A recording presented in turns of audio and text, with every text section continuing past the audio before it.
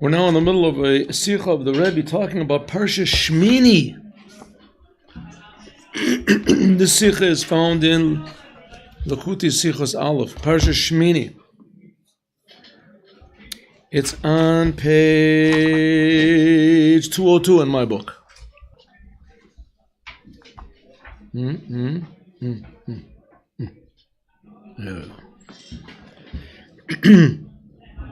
And the Rebbe said that there are two signs that make an animal kosher. And that is that it chews its cud and it has split hoofs. What? Chews its cud, malegera, and has split hooves, mafris parsa. Split, pores.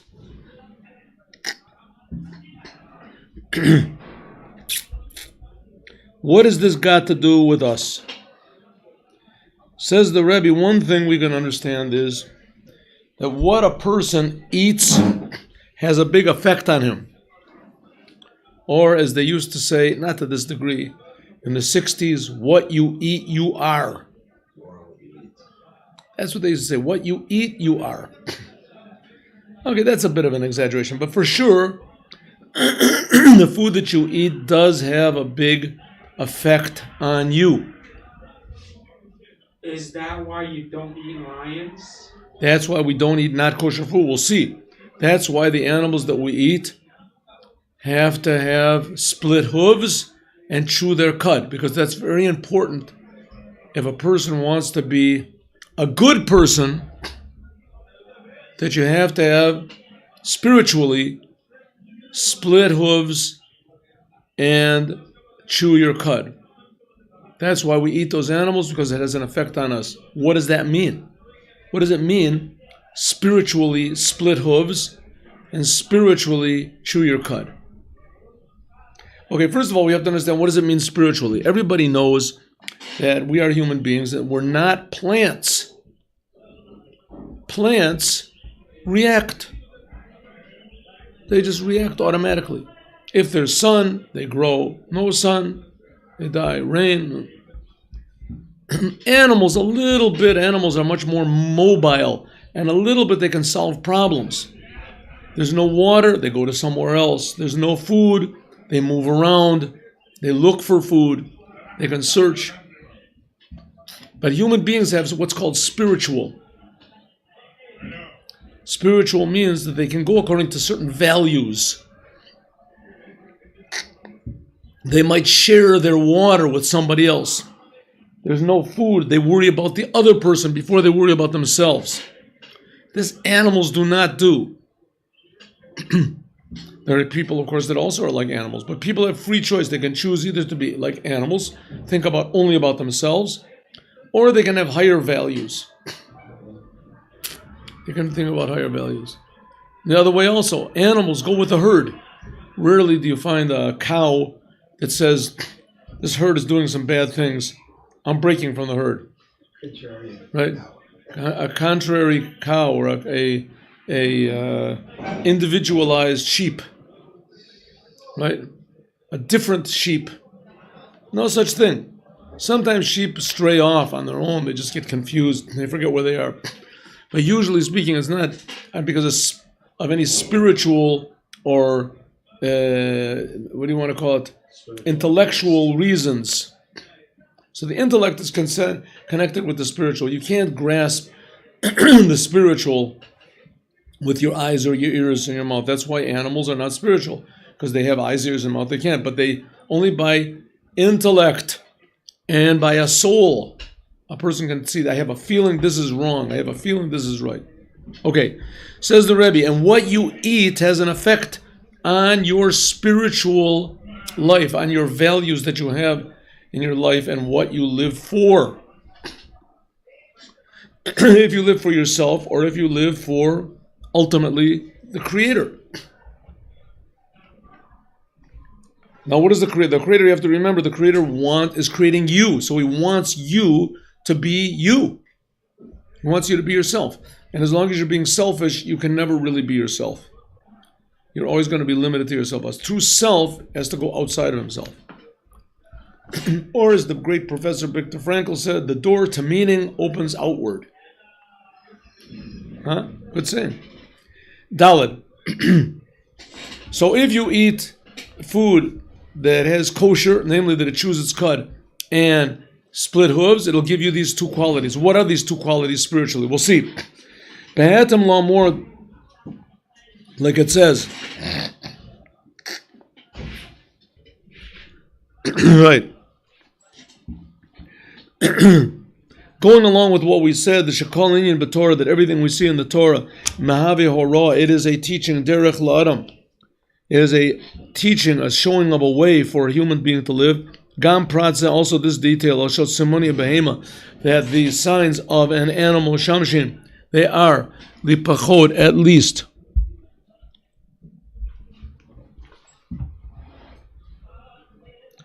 Birur, a sign, Shetara Behema, that the animal is permissible to eat.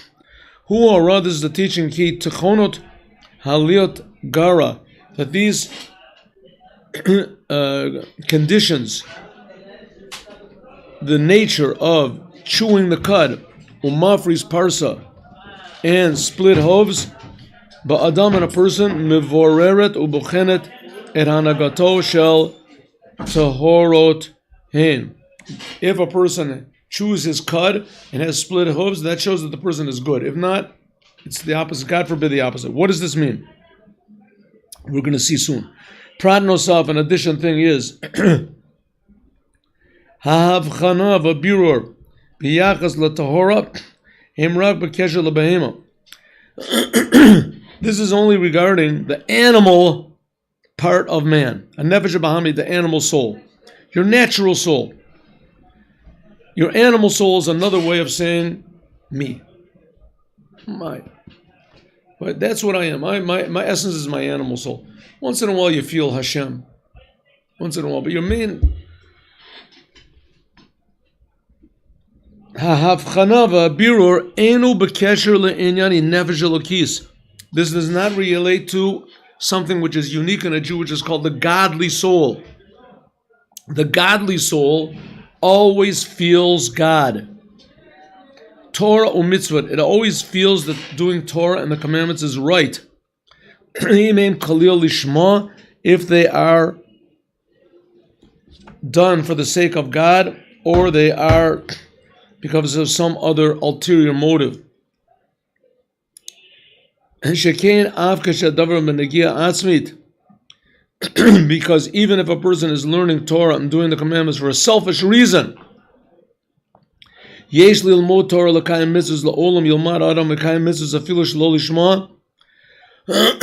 person should learn the Torah even if he's doing it for selfish reasons. He's not doing it for the sake of God or for the sake of the Torah. But nevertheless, you should learn Torah even for the wrong reasons, and the Torah will bring you to the right reasons. This we're talking about, that you have to have a split hooves and chew your cud, is only talking about the animal soul. Okay, Zechariah? Okay. The animal soul has to have these qualities of a split hooves and chewing the cud. What does it mean? We'll see. Shnei sugi behemos. There's two types of animals. We're in the last paragraph here.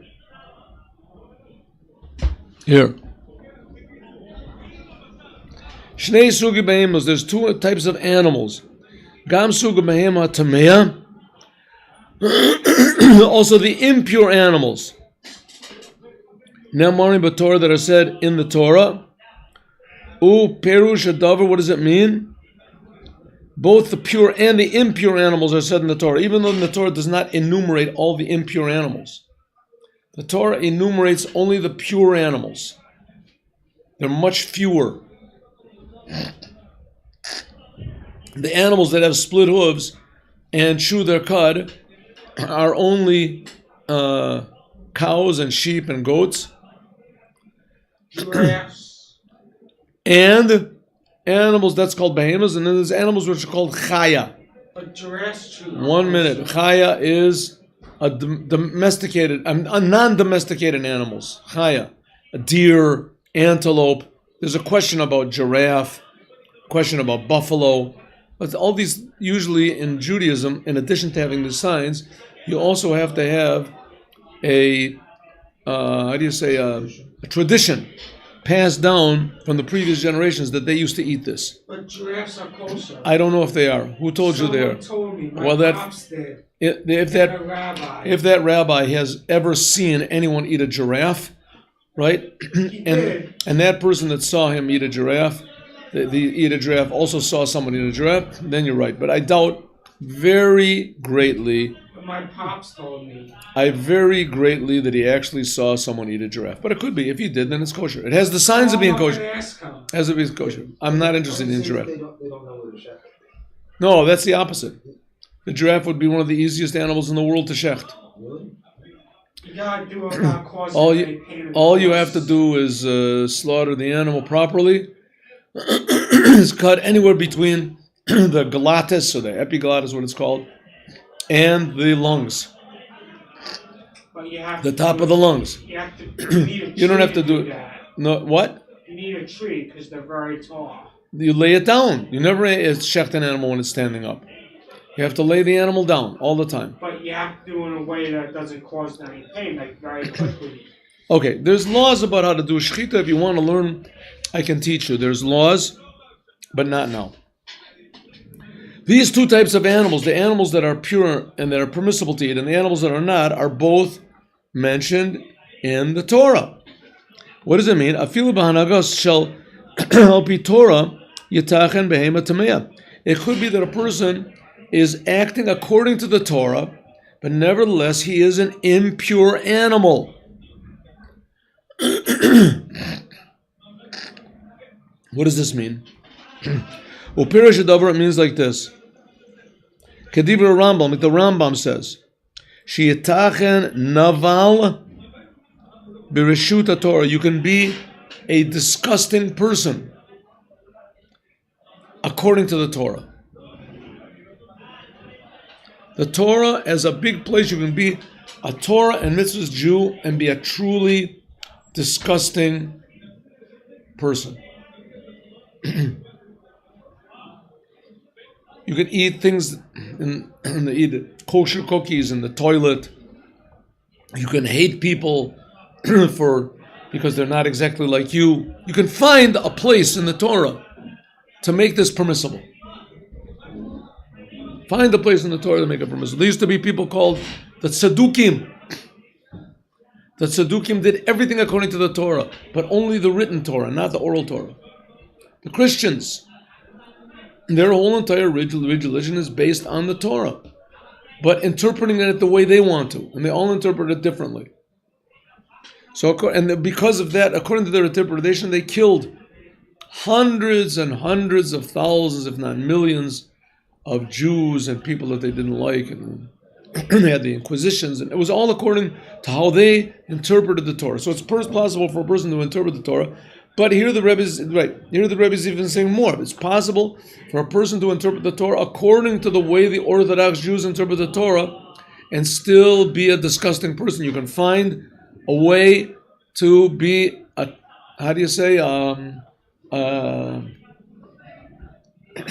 a terrible person, or as Trump would say, a not good person. Not good. Naval b'rishut Torah, Kalomer, nidmesh adavar b'rishut Torah. It seems to him that what he's doing is according to the Torah, because amita shel davar. But really, ome over adam kazeh, a person really is going against the very essential commandment of the Torah, which is called kadoshim to you. A Jew also always has to make himself holy. Very important. Tzivu ikari v'shorshi. This is an essential and a basic principle of the Torah, that you always must make yourself holy. You don't look for, leniencies. Don't search for leniencies. Right? According to the Torah, I can wear any type of clothes I want to. Yeah. pretty much. So I'll wear red clothes and I'll carry around the big sword and I'll be, right, and I'll leave my, whatever it is, the whole back will be open. Are you allowed to do it? Yeah. According to the Torah, can you make a tattoo on your, of course not. What about if I just write on myself? No, some people say that's against the rabbis. In the Torah, what about the Torah? Is it forbidden? I don't know. Okay. So I'm going to make a big picture of Mao Zedong on my forehead. Of Che Guevara on my forehead. Huh? And that's on the back. I'll make a picture. You can't do that. What does it say in the Torah? I can't do it. Look and see. Huh? A person can be disgusting, according to the Torah. He can be rude to people. He can be mean to people. He can be stingy, huh? He can be arrogant. Arrogant. Worse, the person can be haughty, think he's better than everybody else. And it could be that he really is better than everybody else. It could be really he is smarter than everybody else and quicker than everybody else. But humility is a tremendous... But there's no mitzvah in the Torah to be humble. Does it have to be humble? Does it have to be nice? Some people say, Ahavta l'orecha kamocha. You have to love your neighbor if he's like you. Imu kamocha, if he's like you. So only love your neighbor if he's on the same level as you? No, that's what some people will say, and this is a very big mistake. But they can base it on the Torah. Kedei la'avchen eza behema, what is the pure animal or not? To see if you are really going using the Torah in a pure way or in an impure way, there's two signs. Split hooves and malagera, chewing your cud. Boven Kalali in general, hey, we're not in hey. Okay? With me, Zachariah. Over there, on the right side, second paragraph down. Boven Kalali in a general way, Kayim gam bebehema hevdel yesodi ben a rosh leben a regal. Usually there's a big difference in an animal between a head and the foot. There are like protozoa and things like that. Maybe there's no difference between a head and the foot. I don't really know if there is, but let's say that there is. They just have general sensory system, and there's no real mouth. It just sort of absorbs things. But in any other animal, moving around animal, there is a difference between the head and the foot. Kefi moving like it's understood, also from the laws of Trephus. Nosaf lakach. In addition to this, for instance, if the spine is broken near the head, then you've got a big problem. If it's broken near the tail, then there's no problem at all. Nosaf lakach, harigam behema, korovos, rak, haraglayim, eladama. Only the feet are close to the ground. That's how animals are, right? The feet are close to the ground, not like snakes or things that the whole body is near to the ground. Umashmut davar ki hakochos analim, the higher powers that a person has, the power of thought, the power of sight, hearing. Even the animal soul, should not be sunk in the physical. Only your deed. What's it saying? Even your animal soul, that you work in a job, you put on clothes, you talk to people, you walk in the street, just like an animal. It says, well, if you do so be like an animal. Your head should be up, and only your feet should be touching the ground. What does that mean? Don't sink yourself totally in the ground. Don't be crawling on your belly on the ground. Your head should be up, and your feet should be down. It means that the upper part of you should be concerned with spiritual things, and the lower part of you should be concerned with physical things. You have to work in your job. So that's the job of the upper part of you. The upper part of you, your head, should have an effect on your feet. Where you walk, what you do, how you deal in the world.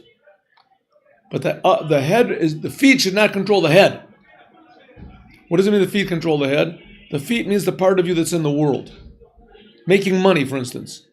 And some people are so interested in making money and having a big house and having a big car and having big people look at them and impress people that 1 second. That their head gets stuck in the ground. Someone once wrote a letter to the Rebbe Rashab, and he said that he's having a big problem in his factory. He had a big factory for shoes. And the Rebbe said that a person puts shoes on his feet, I've heard about, but a person puts his head into his shoes. He says, that's a new thing to me. In other words, you have a job, you have a work, you should do it honestly, but let God do something. You don't have to do the whole thing yourself. Don't sink your head and your soul into the ground. Your feet touch the ground, and there's one part of you must be on the ground. A Jew is here because you must be involved in the physical world, but not to the degree that you start to lie and you start to cheat. You start to you can't learn Torah and you can't think when you're davening. Just you do God a big favor. You put on the tefillin and this because you really would like to just skip davening totally and just go to. Of course, why not? Everybody else does it. There's billions of goyim that they don't pray in the morning and they don't do anything. So I'll be like them. Says the Rebbe, that means that the world has conquered you.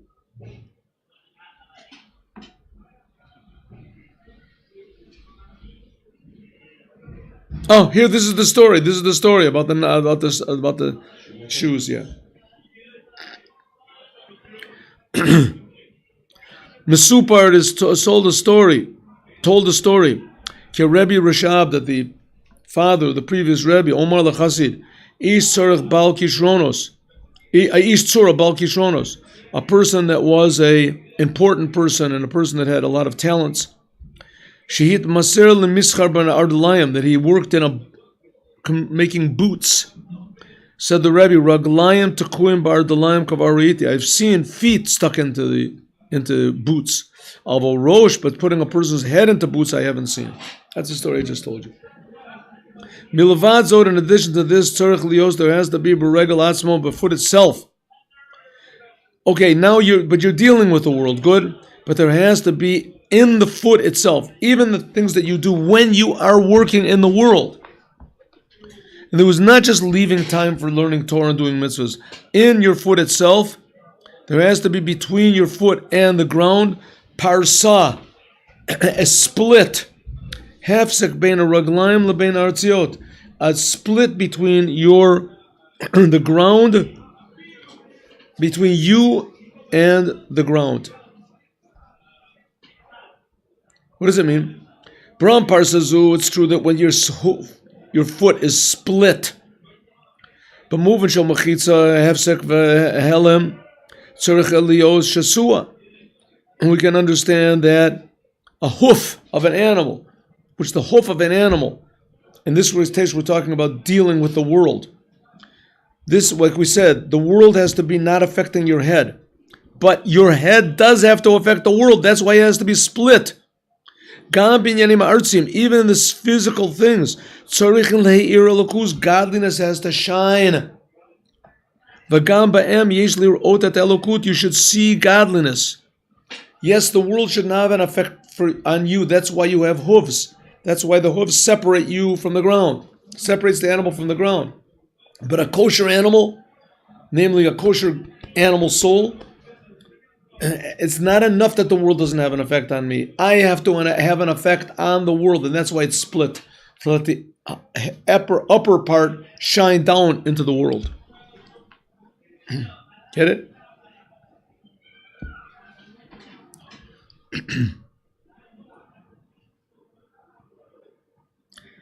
Kederech Shamuz Bar, like it's explained in Torah Chasidus about sarot, about the hairs, Shebeisha, in a woman. Harisar Beisha Erva. It says a married woman, her hair on her head is considered to be nakedness. Kain Beluvim, Beluvim, also in the Levites, it also says that they should remove their hair, the Haviru Tar. But in a Nazir is a person who swore off defiling himself for dead people and from drinking wine. Says Gadol Perosh Sharoso, that he has to let his hair is good. How can, is hair good or is it bad? Well, in a woman, in a married woman and a Kohen, hair is like a not good thing. Shouldn't be shown. With a Nazir, it's a very good thing. It's holy. Ha'ezber, the reason is ki b'makom bo ha'chayos v'ha'or b'mira mu'etas me'avi asaros. If there is only a little bit of light, then the hairs, which the hairs are considered to be emanations from your brain. That's what it says according to Kabbalah. Your hairs on your head are considered to be emanations from your brain. But because it's so small and so tuned down that it comes out only in these like dead things, hairs. That's why they're bad for a Levite and for a married woman. This is a place where what they say, bad things can nurture from the hair. It's almost like giving a little boy, a little child, a 3-year-old child, a stack of $100 bills and tell him to go to the bank and deposit it. But you don't do that. Why? Because a child has a very small mind. And because he has a very small mind, anyone can say, where are you going? He said, oh, my daddy sent me with his money. He said, well, your daddy just sent me and told me that you should give me the money and I'll take it. And the child will say, okay, because he doesn't know. It's very easy for when there's a very small amount of consciousness to make mistakes. And that's what the hairs are. The hairs are a small amount of consciousness. Therefore, in a Levite and in a woman that's married, where there's a potential, a Levite because there's Gevura, and women for another reason, there's potential for bad things to come out. A potential. Not that the hairs are bad themselves, because there's a potential. Just like a little child is not bad. No, because I was saying is the beard is almost the opposite. Beard is different. It's the opposite. The beard is different. We'll talk about the beard. But also the same thing as the hairs on the head of a Nazir are also different. Why? But in a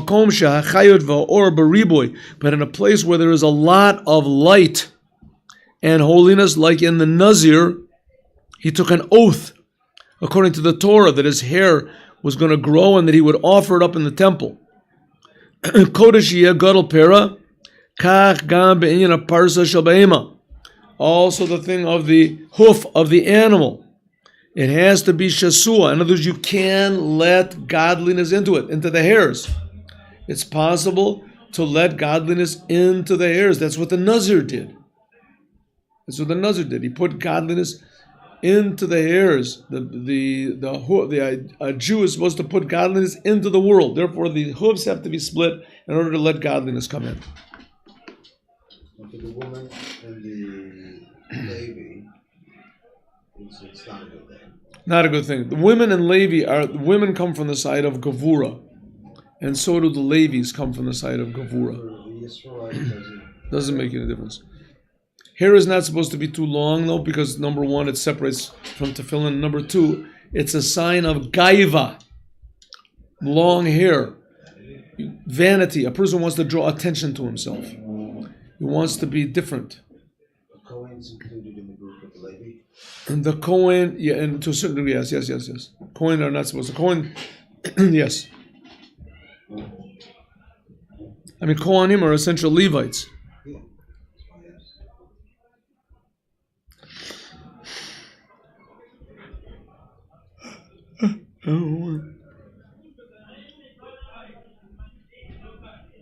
Kamur Batanya, like we said in the Tanya, Shagam B'inyani Eretz, even in the physical things, in the physical world. Lo yifradu me'echad ha'emet. A Jew should not be separated from the oneness of God. In other words, don't think that now I'm working in the world and there is a hoof, a parsa, between me and godliness. When I'm in the shul and I'm learning and I'm davening, that's the upper part of the animal. But when I'm in the world, as that's the lower part of the animal, that's just the hooves touch it. So therefore, I don't have to be holy. Says the Rebbe, no. The hoof has to be split, so holiness can come into everything you do the whole entire day. Good, Zechariah. Good. HaKodesh. Well, therefore, tzorech liyos a sedek shalom. Therefore, there has to be a total split in the hoof. The call omak a parsa for the whole entire parsa. It can't just go halfway through. Shiyagia gam lamata, that it should reach even to the ground.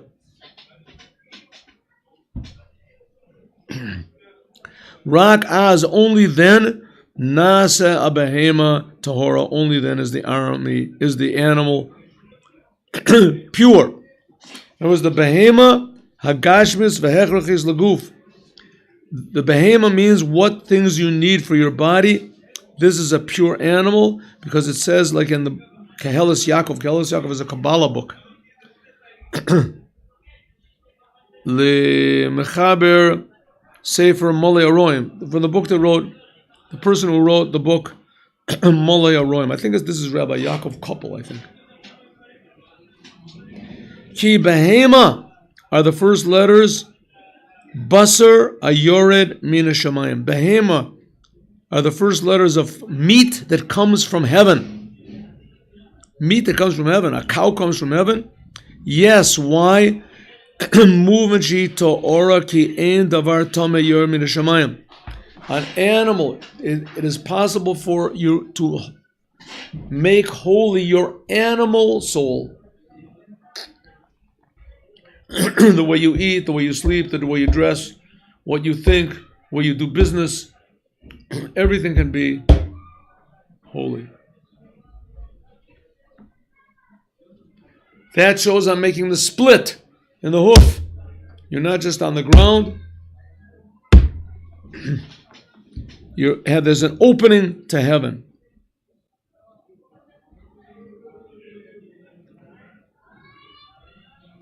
Let's take a little break. 5 minutes. 5 minute break. 5 minute break. First of all,